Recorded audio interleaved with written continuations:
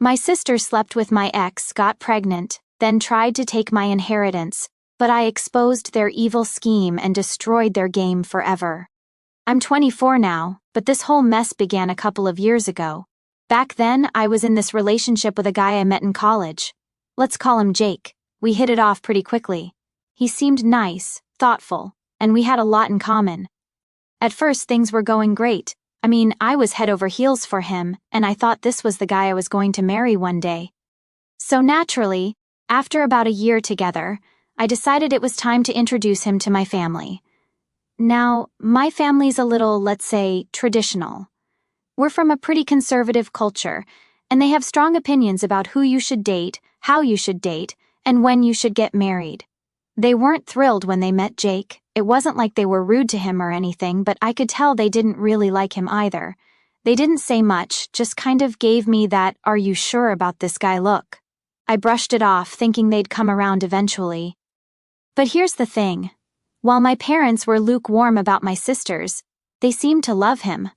Grace, who's 22, and Emma, who's only 11, got along with him great. That made me happy because, family approval matters, even if it's just my sisters. Grace especially seemed to really enjoy his company, and we even joked that she was stealing my boyfriend. Emma adored him too, but she's just a kid, so it didn't feel weird. Jake and I didn't live together because in my culture that's a huge no-no unless you're married, so we worked in different cities and would meet up when we could. But I thought things were solid between us.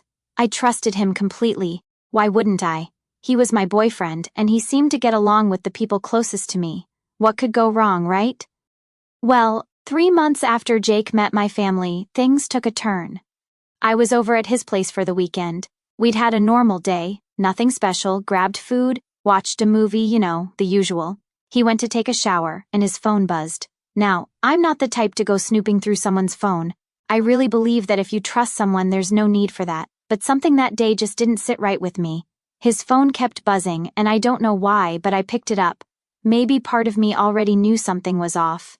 Or maybe I was just curious. When I unlocked it, I saw a message from Grace. At first, I didn't think much of it. She's my sister. But when I opened the chat, my heart basically stopped. The messages weren't normal. They were flirty, like let's hook up level flirty.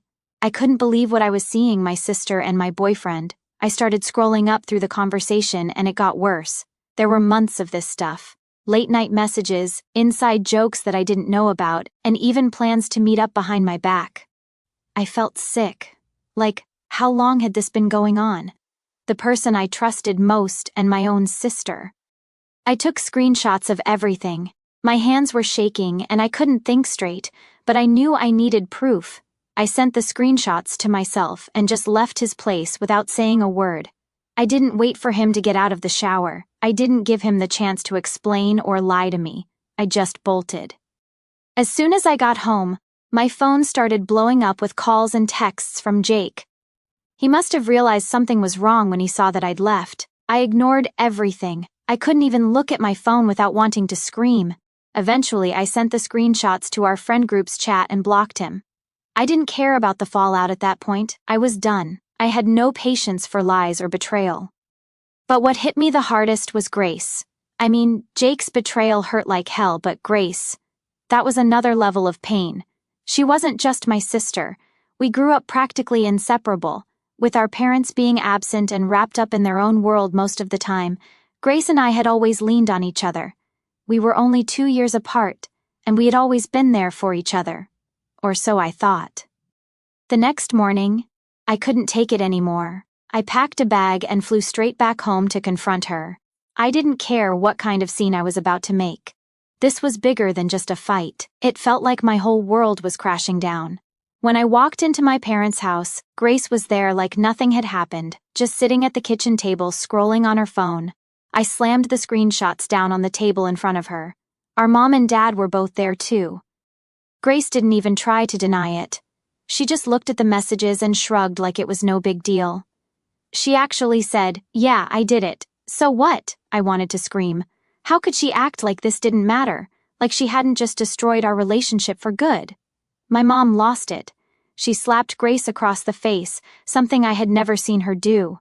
My dad was furious too, yelling at Grace, telling her to get out of the house. He gave her a week to move out, and I thought that was it. I thought maybe this was the end of all the drama.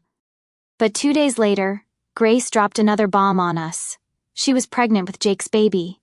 I couldn't believe what I was hearing. This had gone from bad to worse in a matter of days. My parents, who had been so angry with her, suddenly softened up. They couldn't stay mad at her once they knew she was pregnant. And just like that, the whole dynamic shifted. It was like Grace was off the hook just because she was having a baby. My parents started talking about how they couldn't abandon her now, how they had to support her no matter what she did. That's when I snapped. I told them all exactly what I thought, how they were enabling her, how this was all messed up. They tried to tell me to calm down, that I was overreacting, but I couldn't take it anymore. I grabbed my stuff, told them to never contact me again, and I left. The only one I didn't block was Emma. She's just a kid, and I didn't want to cut her off too. 2 weeks later, my mom somehow got a new number and sent me a wedding invitation. Jake and Grace were getting married, and my mom had the nerve to act like I should be there for family unity or whatever. I told her to get lost and blocked her again. That's how it all began. I thought the worst was behind me, but little did I know the real mess was only getting started. After all that went down with Grace, my ex, and my parents, I thought cutting them off would give me some peace. Turns out life had other plans. I wasn't speaking to anyone except Emma, and I was trying to just move forward with my life, you know? But of course, things never go that smoothly when you've got a family like mine. About 2 months after I blocked everyone, I started hearing things through the grapevine. A cousin of mine who I stayed in touch with mentioned that Grace was having a baby shower, and my parents were throwing it. Apparently, they had invited a ton of people, like it was some huge celebration. At first, I wasn't surprised. I figured they'd make a big deal about it since they were acting like Grace was some kind of victim. But then my cousin hit me with something that really got under my skin. She told me they had started telling people that I was the one who abandoned the family, and Grace was the good daughter who was trying to keep the family together. Seriously? After everything she did, she was somehow the hero of this story now? I was so mad. I wanted to call my mom and just let her have it, but I knew better than to get dragged back into all that. I stayed quiet, tried to keep my head down, but that didn't mean I wasn't fuming on the inside. The nerve they had to spin this whole thing around like I was the problem. A few days later, I got a text from Emma. She was just giving me an update on how things were going at home, but she also dropped something I wasn't ready for. My mom had apparently been going around telling people that I needed to get married soon, not for any real reason, just because she didn't want people gossiping about how Grace, the younger sister, was getting married and having a kid before me. Like what? I hadn't even spoken to them in months, and now they were worried about my reputation? It was ridiculous, but that's how my mom's mind worked. Everything was about appearances. She didn't care about what Grace did to me. No, the bigger issue was how it looked to other people. I wasn't living my life on her timeline, and that was apparently some huge scandal. And yeah, that made me furious, but more than that, it made me sad. It was like nothing I ever did was going to be enough for them.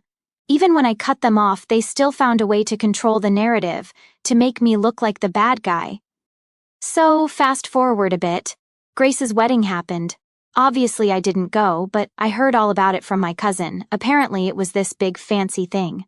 My parents went all out, even though Grace was barely a few months pregnant. They made sure to cover up the whole scandal by telling everyone they were just being responsible, getting married quickly so the baby wouldn't be born out of wedlock. My cousin told me my parents were telling everyone I didn't show up because of work commitments. Yeah, right. But you know what really hit me hard? It wasn't just that they were lying to cover up their own embarrassment. It was that they were still pretending everything was perfect, like they couldn't even admit that their family was falling apart. They couldn't just be real about what was happening. Instead, they had to put on this fake show for everyone else. I was done with them at this point, but hearing about all this still stung. It was like they were erasing me from the family narrative completely. Anyway, time passed, and I tried to move on.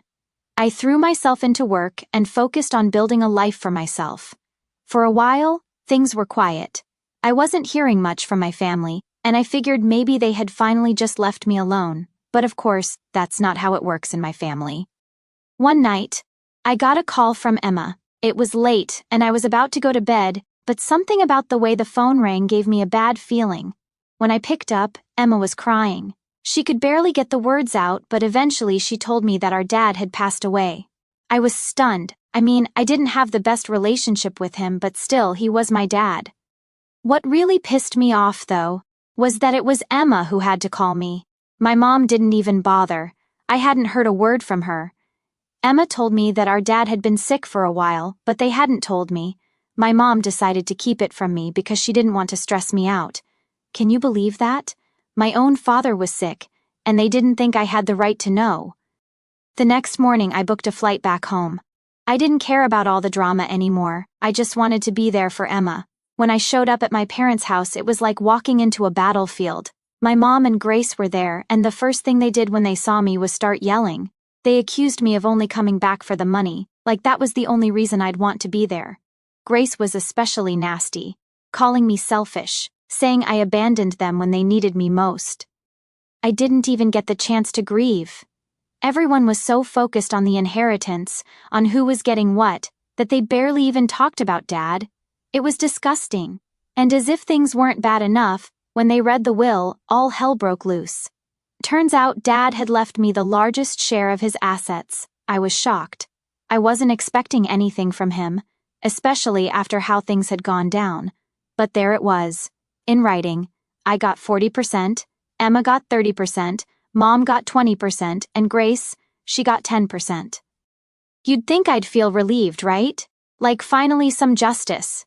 But honestly, it just made things worse. Grace and her husband lost it. They started demanding that I give up my share, saying I didn't deserve it, that Grace needed the money more because of her kid. They even threatened to take me to court over it. I knew they didn't have a legal leg to stand on, but the fact that they were willing to go that far just showed how greedy they were.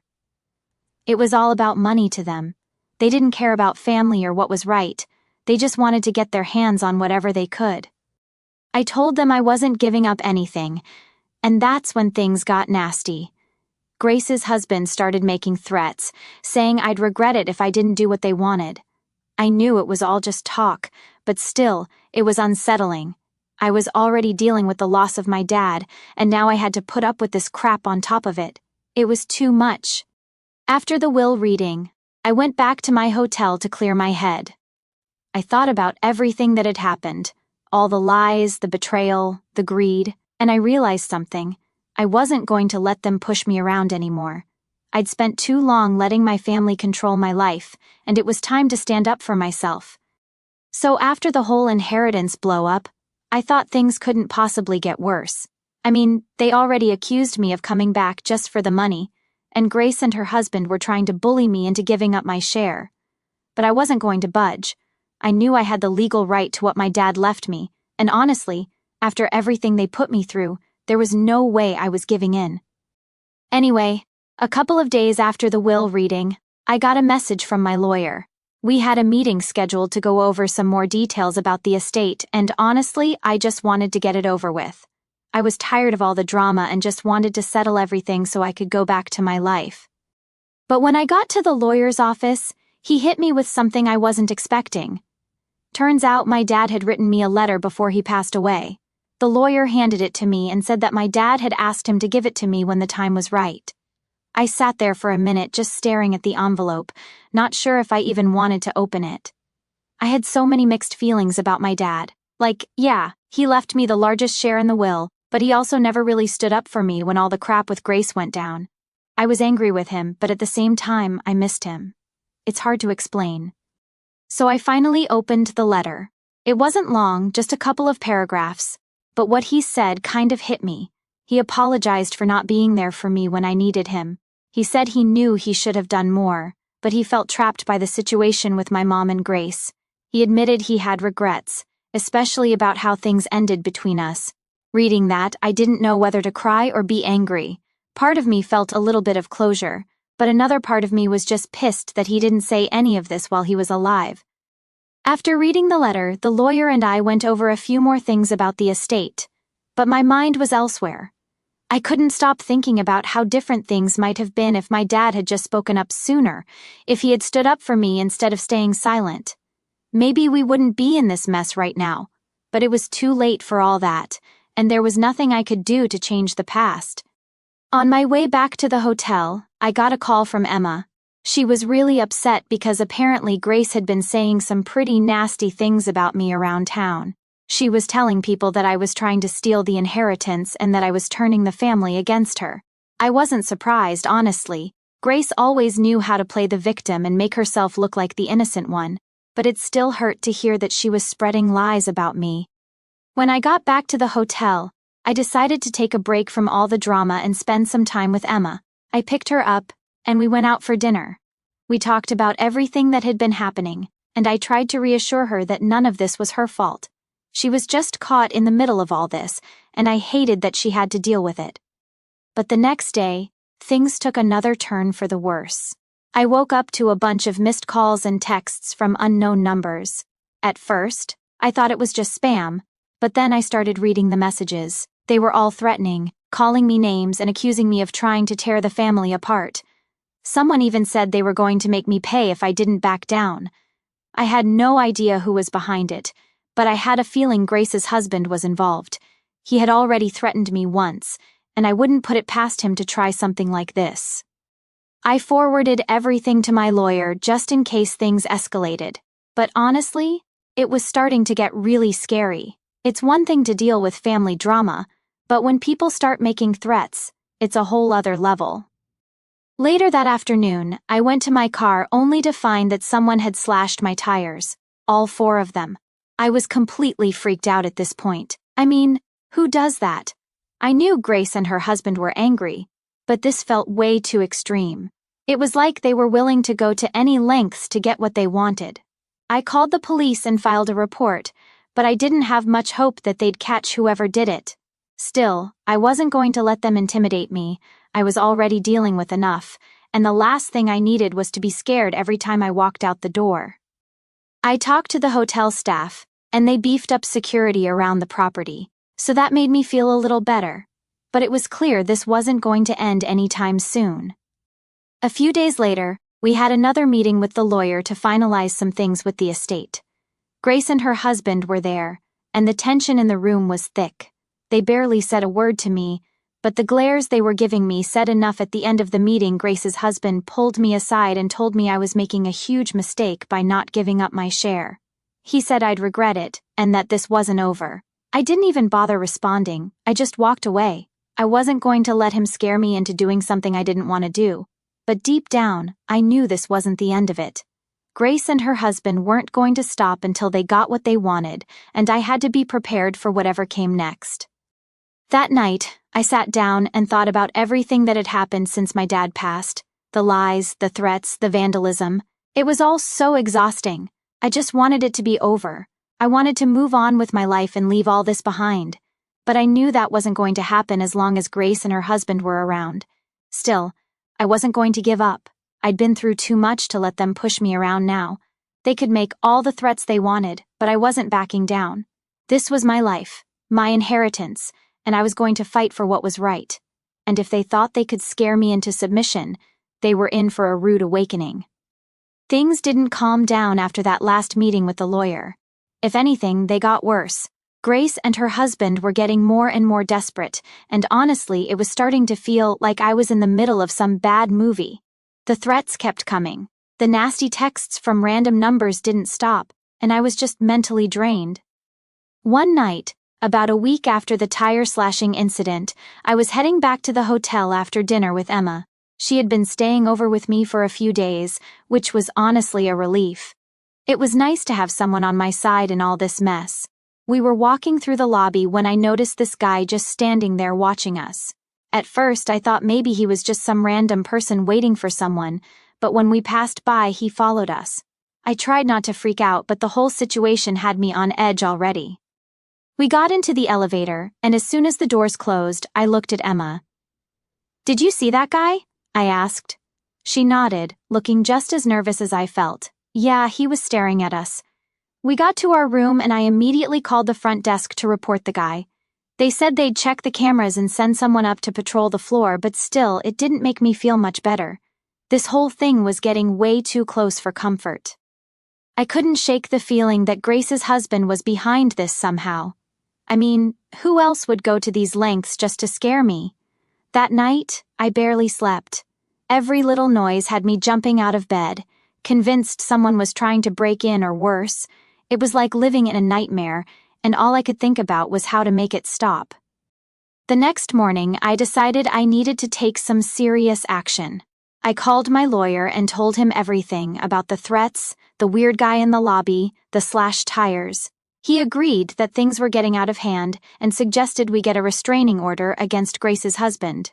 It wasn't something I wanted to do, but at that point, it felt like the only option. We filed the paperwork the next day, and I tried to keep my head down while we waited for the court date. But of course, Grace and her husband didn't take the news well. The texts ramped up again, this time with more threats about how I'd regret this and how they'd make sure I paid for everything. It was exhausting, but I was done being scared. They could throw whatever they wanted at me, but I wasn't giving in. A few days later, the court date for the restraining order came around. I showed up with my lawyer, and guess who else was there? Grace and her husband, of course. They looked smug, like they thought this whole thing was a joke. I avoided eye contact with them, focusing on what my lawyer was saying, but I could feel their eyes on me the whole time. When the judge called us up, Grace's husband tried to act like I was the one causing all the drama. He said I was exaggerating everything, that I was just bitter about the inheritance and trying to make his life hell. I couldn't believe what I was hearing. Like, really? He slashes my tires, sends me threats, and somehow I'm the one causing problems? Thankfully, the judge saw through his BS. After hearing both sides, they granted the restraining order. And for the first time in what felt like forever, I felt a small sense of relief. At least now there was something in place to protect me if things got worse. But of course, things didn't magically get better overnight. The threats didn't stop right away, and I still felt like I was constantly looking over my shoulder. But at least now I had the law on my side, and that gave me some peace of mind. A few weeks passed, and I was finally starting to feel like maybe things were settling down. I was still staying in the hotel, but I had started looking for a new apartment where I could feel safer. Emma had gone back home, and I missed her. But we kept in touch constantly. She was still dealing with the fallout from all the family drama, but at least she wasn't stuck in the middle of it as much as I was. Then one morning, I woke up to a message from an unknown number. It wasn't a threat this time, though. It was a link. I hesitated for a second before clicking on it, and what I saw made my stomach drop. Someone had created a whole website dedicated to trashing me. I'm talking lies, half-truths, and just pure nastiness. They were painting me as this selfish, greedy person who was tearing the family apart. There were even photos of me from the funeral, looking cold and heartless according to the captions. I couldn't believe what I was seeing. This was next-level crazy. I immediately called my lawyer and sent him the link. He told me to screenshot everything, which I did, and then we started the process of getting the website taken down. It was just another reminder that Grace and her husband weren't going to stop until they got what they wanted. But at this point, I was so tired. I didn't even care what they threw at me anymore. I just wanted it to be over. That night, I talked to Emma again. She was upset about the website and wanted to help, but there wasn't much she could do. I didn't want her getting caught up in all this any more than she already was. We talked for a while, and she told me about how Grace had been acting like nothing was wrong, like she hadn't caused any of this. Typical Grace, always playing the victim. I went to bed that night feeling drained, but at least I had a plan in place. The website would get taken down, the restraining order was in effect, and I had people on my side. I wasn't alone in this, even though it felt like it sometimes. The next day, I woke up to an email from my lawyer saying the website had been taken down. Finally, some good news. It felt like a small victory in this endless battle, but I'd take what I could get. I knew Grace and her husband weren't going to give up easily, but at least now I had some control over the situation. As I sat in my hotel room that morning, sipping on my coffee and trying to wrap my head around everything that had happened, I realized something. I wasn't scared anymore. I was angry, yes, but the fear that had been hanging over me for weeks had started to fade. I wasn't going to let them control my life anymore. They could try all they wanted to drag me down. but I wasn't backing down. Not now, not ever. So here we are at the final stretch, and I thought maybe things were going to finally settle down after the court win. But nope, my family drama had other plans. I mean, I knew Grace and her husband weren't going to back off that easily, but even I couldn't have guessed how far they'd take it this time. It started about 2 weeks after the court hearing. I was starting to feel a little more relaxed, like I could finally breathe again without constantly looking over my shoulder. I was even thinking about moving out of the hotel and into an apartment, something more permanent. But then something weird happened. One morning, I got a package delivered to my hotel. It didn't have a return address, which should have been my first clue that something was off. I opened it up, and inside was this old, beat-up notebook. At first, I thought it was just junk, maybe someone sent the wrong package or something. But then I opened it up, and that's when things got creepy. The entire notebook was filled with handwritten notes about me. I'm talking pages and pages of scribbled messages all about my life, my family, and even things about my dad's will. Some of the notes were dates and times of where I'd been, who I'd been with, even places I'd gone with Emma. Someone had been keeping tabs on me, and it was all laid out right there in front of me. I felt a chill go down my spine. Who would send me this? Was it some sort of twisted intimidation tactic from Grace's husband? I mean, they'd already tried the threats, the vandalism, even the weird phone calls, but this was different. This felt way more personal, like someone was watching me, tracking my every move. I called my lawyer immediately and sent him photos of the notebook. He was just as freaked out as I was and told me to report it to the police, which I did. They took the notebook as evidence, but I wasn't holding my breath for anything to come of it. The police had their hands full with a million other things, and honestly, I didn't think they'd figure out who was behind this anytime soon. After that, I tried to keep a low profile, staying in my hotel room most of the time, and only going out when I absolutely had to. Emma was still calling me regularly, and she was worried too. She had no idea who could be behind the notebook either, but she suspected Grace's husband, just like I did. Then one evening, as I was heading back to my room after grabbing some food, I noticed something out of the corner of my eye. That same guy from the hotel lobby weeks ago, the one who had been watching Emma and me, was back. He was standing near the elevators, pretending to scroll through his phone, but he was definitely keeping an eye on me. I felt my heart start to race, but I played it cool. I walked right past him, pretending like I didn't notice anything, but I could feel his eyes on me the whole time. Once I got into my room, I locked the door and immediately called hotel security. They said they'd check the cameras and send someone up to do a sweep of the floor, but honestly, I didn't feel safe there anymore. I called Emma that night and told her everything. She was scared, which made me even more anxious. I hated that she was caught up in all this, that she had to deal with the fallout of Grace's mess, but I promised her I'd be careful, and we made a plan to meet up the next day so we could figure out what to do next. The following day, I met Emma at a cafe downtown, away from the hotel. We sat there for a couple of hours talking about everything. She told me more about what had been going on with Grace at home, how she was acting like nothing was wrong, like she hadn't just tried to take me to court over the will. It was infuriating, but it didn't surprise me. Then Emma dropped something on me that I wasn't ready for. She said Grace's husband had been asking around about my whereabouts, trying to figure out where I was staying. That's when it hit me. The guy at the hotel, the notebook, all of it. They were keeping tabs on me, and they were probably planning something worse. I knew I couldn't stay at the hotel anymore. It wasn't safe, and if Grace's husband had people watching me, it was only a matter of time before things escalated. So that night, I packed up my things and checked out of the hotel. I didn't tell anyone where I was going. Not even Emma, just in case. I booked a room at a different hotel on the other side of town, hoping that would throw them off for a while. The next couple of days were quiet. I didn't hear anything from Grace or her husband, and the weird texts and calls seemed to have stopped, but I wasn't letting my guard down.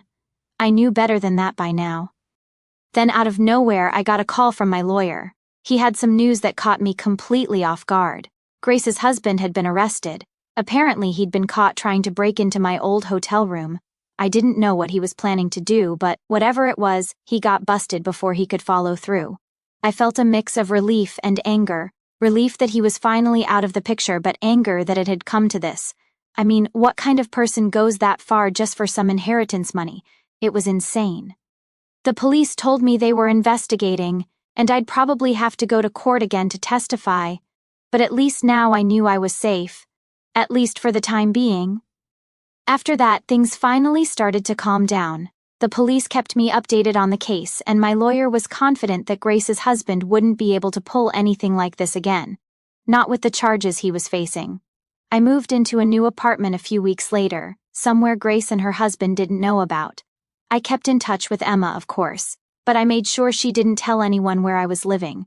I wasn't taking any chances. It's been a few months now, and while I'd like to say everything is back to normal, I don't think it ever will be.